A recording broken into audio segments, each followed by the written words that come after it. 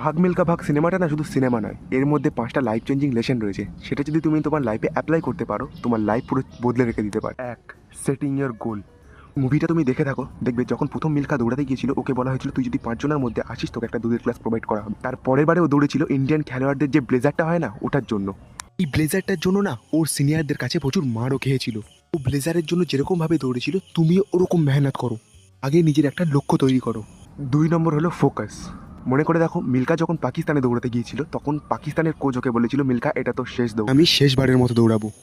ও ওটাকে পাত্তাই দেয়। ফোকাস জিনিসটা হচ্ছে অর্জুনের কথা মনে করো যে পাখির চোখ, তোমার ফোকাস পাওয়ার এতটাই দরকার, ঠিক আছে। 3 নম্বর ডিস্ট্রাকশন। মানে মেম সাহেবের সাথে ও রিলেশনে চলে গিয়েছিল, ফলে ওর লাইফ থেকে একটু সরে যাচ্ছিল। কোনো আয়নার সামনে দাঁড়ায় এবং নিজেকে পটাশ পটাশ করে মারতে শুরু করে এবং মেম সাহেবের কাছে গিয়ে বলে যে ম্যাম এটা আমার কোথাও ভুল হচ্ছে, আমাকে ক্ষমা করবেন, বলে ওখান থেকে সরে যায়। তোমার লাইফে যেটা তোমার লক্ষ্যকে বাধা দেয় সেটা।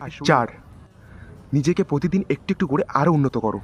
বোঝাতে চাইছি আজকে যদি আমি এরকমভাবে ভিডিও বানাই কালকে আমি বেটার বানানোর চেষ্টা করব, এটাই আমার লক্ষ্য। আর মিল্খাও ঠিক এটাই করতো, আর তুমিও এটাই করবে। এন্ড অফ দ্য 5, নিজের গুরুকে কখনো ভুলো না। তুমি যখন স্ট্রাগল করছো, এখন তুমি স্ট্রাগল পিরিয়ডে আছো, এখন যারা তোমার পাশে আছে, তোমার মা বাবা হতে পারে, সে যেই হতে পারে, তাকে কখনো ভুলো না। মিল্খা যখন ও সব কিছু অ্যাচিভ করে নিয়েছিল লাইফে, তারপরে ও চলে গিয়েছিল ওর সেই কোচের কাছে তাকে গিয়ে মেডেল পরিয়ে দিয়েছিল এবং তার পায়ে হাত দিয়ে প্রণাম করেছিল। ব্যাস এটুকুই যদি তুমি তোমার লাইফে অ্যাপ্লাই করতে পারো না,